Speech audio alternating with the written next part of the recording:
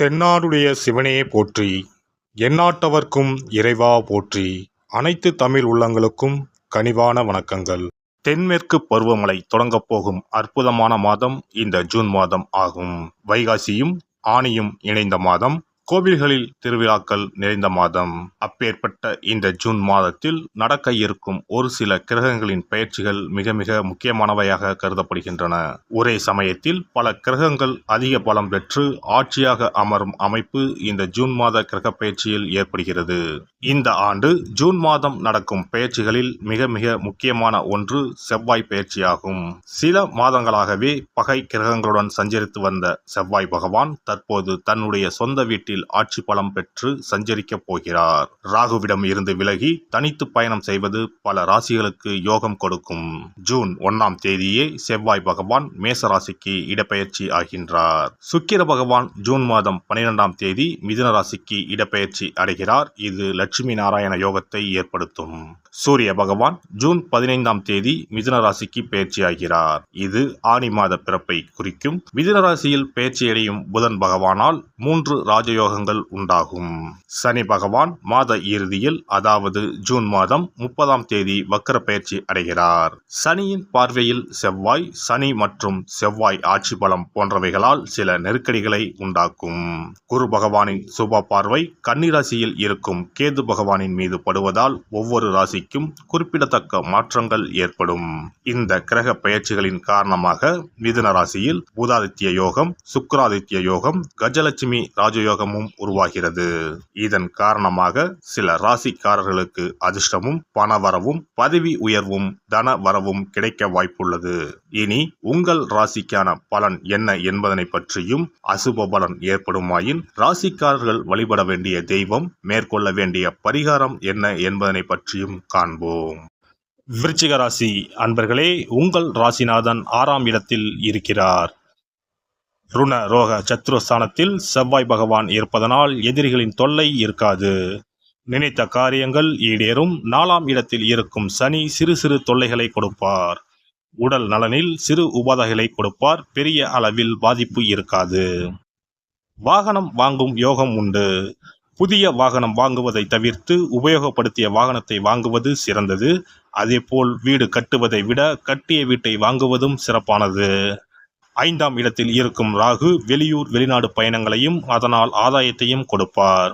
உங்கள் குழந்தைகளை வெளியூர் அல்லது வெளிநாடு அனுப்பி படிக்க வைப்பீர்கள்.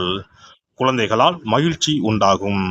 7ஆம் இடத்தில் இருக்கும் குரு திருமணத்திற்கு வழிவகை செய்வார். திருமண வாய்ப்பு தேடி வரும். நல்ல வரன் அமையும். கூட்டுத் தொழில் செய்வோருக்கு சிறப்பாக இருக்கும். லாபம் இரட்டிப்பாக கிடைக்கும். கணவன் மனைவிக்கு இடையே கருத்து வேறுபாடுகள் நீங்கும். குழப்பம் இருக்காது. சந்தோஷம் நிலவும். பணம் இப்போது உங்களை தேடி வரப்போகிறது. சம்பாதிக்கக்கூடிய மாதமாக இந்த ஜூன் மாதம் அமைகிறது. இந்த மாதத்தை விருச்சிக ராசிக்காரர்களுக்கு பொற்காலம் என்றே கூறலாம். இம்மாதம் சுக்கிர பெயர்ச்சிக்கு பிறகு நன்மையே அதிகம் இருக்கும். திருமண தடங்களுக்கு வாய்ப்பு இருந்தாலும் குரு பகவான் அதனை சரி செய்வார். 2ஆம் திருமணம் வாய்ப்பு கூட உள்ளது. உங்களின் சகோதர சகோதரிகளுக்கு திருமணம் செய்து வைக்கும் வாய்ப்பும் உள்ளது. தொழிலில் நல்ல முன்னேற்றம் இருக்கும். பணவரத்து இருக்கும். நீங்கள் ஏமாந்த பணம் உங்களின் கைக்கு வந்து சேரும். புத்திர பாக்கியம் கிடைக்கும். இடமாற்றம், பதவி உயர்வு, ஊதிய உயர்வு கிடைக்கும். உடல் ஆரோக்கியத்தை பொறுத்தவரை உடலில் இருந்து வந்த மந்தத்தன்மைகள் குறையும். கடினமான பணிகளையும் சாதாரணமாக செய்து முடிப்பீர்கள். அடிவயிற்று பகுதியில் சிறு சிறு பிரச்சனைகள் தோன்றி மறையும். பல வகைகள் மற்றும் துவர்ப்பு சுவை கொண்ட உணவுகளில் சேர்த்துக் கொள்வது நல்லது. இம்மாதம் பெண்களுக்கு ஆடம்பரமான சிந்தனைகள் மற்றும் பொருட்கள் மீது ஆர்வம் உண்டாகும். புதிய நபர்களில் அறிமுகத்தால் சில மாற்றமான தருணங்கள் அமையும். கணவன் மனைவிக்கு இடையே ஒற்றுமை அதிகரிக்கும். தனம் சார்ந்த நெருக்கடிகள் குறையும். எதிர்பாராத சில உதவிகள் தேவைக்கேற்ப கிடைக்கும். குடும்ப விஷயங்களை பகிர்வதை தவிர்ப்பது நல்லது. காரசாரமான விவாதங்களை குறைத்துக் கொள்ளவும். பணிபுரிவோருக்கு உத்தியோகத்தில் இருந்து வந்த சில சங்கடமான சூழல் மறையும். மறதி தொடர்பான பிரச்சனைகள் குறையும். பணி நிமித்தமான சில பயணங்களால் ஆதாயம் உண்டாகும். உடன் இருப்பவர்களிடம் தனிப்பட்ட விஷயங்களை பகிர வேண்டாம். அலுவல் பணியில் உயர் அதிகாரிகளின் ஒத்துழைப்பும் அறிமுகமும் ஏற்படும். தனித்திறமைகளை வெளிப்படுத்துவீர்கள். தொழில் வியாபாரத்தில் இருந்து வந்த மந்தத்தன்மைகள் குறையும். சந்தை நிலவரங்களை அறிந்து அதற்கு தகுந்தாற்போல் செயல்படுவீர்கள். லாபத்தை தனியே எடுத்து வைப்பது நல்லது. எதிலும் பேராசையின்றி அளவுடன் இருந்தால் மன நிம்மதி ஏற்படும். பொருட்களின் தரங்களை அறிந்து கொள்முதல் செய்யவும். புதிய முதலீடு சார்ந்த சிந்தனைகள் மேம்படும். கலைத்துறையில் இருப்பவர்களுக்கு புதுவிதமான ஒரு தேடல் ஏற்படும். எந்த ஒரு செயலையும் திட்டமிட்டு செயல்படுத்துவீர்கள். வெளியூர் பயண வாய்ப்புகள் சாதகமாக அமையும். மறைமுகமான சில எதிர்ப்புகளால் போட்டியும் புதிய அனுபவமும் கிடைக்கும். ஆடம்பரமான சிந்தனைகளை குறைத்துக் கொள்ளவும். உறவுகள் மூலம் புதிய கண்ணோட்டங்கள் ஏற்படும். அரசியல்வாதிகள் சூழ்நிலை அறிந்து கருத்துக்களை வெளிப்படுத்தவும். உயர் பொறுப்பில் இருப்பவர்களின் எண்ணங்களை அறிந்து அதற்கு தகுந்தாற்போல வியூகங்களை அமைத்து செயல்படுங்கள். சிறு சிறு வதந்திகள் அவ்வப்போது தோன்றி மறையும். தனவரவுகளில் ஏற்ற இறக்கமான சூழல் அமையும். பொய்யான வாக்குறுதிகளை குறைத்துக் கொள்வது நல்லது. மாணவர்களை பொறுத்தவரை இம்மாதம் பேச்சுக்களில் கவனமுடன் இருக்க வேண்டும். உயர்நிலை கல்வியில் அலைச்சலும் புரிதல் இன்மையும் நேரலாம். பழக்க வழக்கங்களில் சில மாற்றங்கள் ஏற்படும். கணிதத்துறை சார்ந்த மாணவர்கள் 1க்கு 2 முறை படிப்பது நல்லது. கணிப்பொறியியல் சார்ந்த துறைகளில் சில நுட்பங்களை புரிந்து கொள்வீர்கள். மேலும் இம்மாதம் சிறப்பாக அமைய புதன்கிழமை தோறும் நல்லெண்ணெய் தீபம் ஏற்றி பெருமாளை வழிபாடு செய்து வர தொழில் சார்ந்த தடைகள் விலகும். சேமிப்புகள் அதிகரிக்கும். சிறப்பு பரிகாரங்கள். கோதுமை மாவினால் சிறு சிறு உருண்டைகளாக 7 அல்லது 14 அல்லது 7 மடங்குகளில் உருண்டை செய்து கொள்ளவும். குங்குமத்தில் கொஞ்சம் நீர் விட்டு அதை வன்னி குச்சி அல்லது மாதுளை மர குச்சியால் தொட்டு கோதுமை உருண்டையில் ஸ்டீம் என்று எழுதி அதை குளம், ஆறு அல்லது கோவில் தெப்பக்குளத்தில் உள்ள மீன்களுக்கு போடவும். எழுதிய பின்னர் ஸ்டீம் என்பது அழிந்துவிட்டாலும் பரவாயில்லை. இவ்வாறு வெள்ளிக்கிழமை அல்லது ஞாயிற்றுக்கிழமைகளில் செய்து வர லட்சுமியின் அருள் உண்டாகி பணத்தட்டுப்பாடு நீங்கி செல்வம் சேர தொடங்கும்.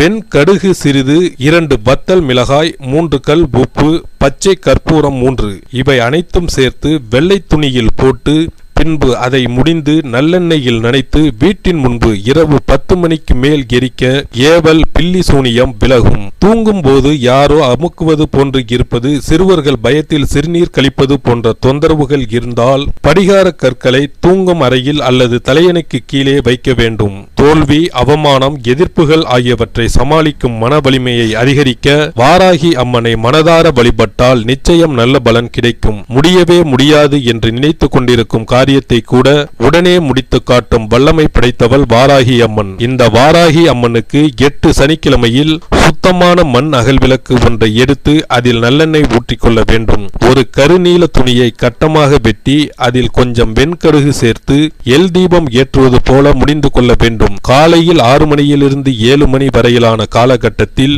அல்லது இரவு 8 மணியிலிருந்து 9 மணிக்குள் இந்த பரிகாரத்தை செய்துவிட வேண்டும். எல்லாம் வல்ல இறையருளால் நீங்களும் உங்கள் அன்பு குடும்பமும் உடல் நலம், நீலாயுள், நிறை செல்வம், உயர் புகழ், மெய்ஞானம் ஓங்கி வாழ்க வளமுடன்.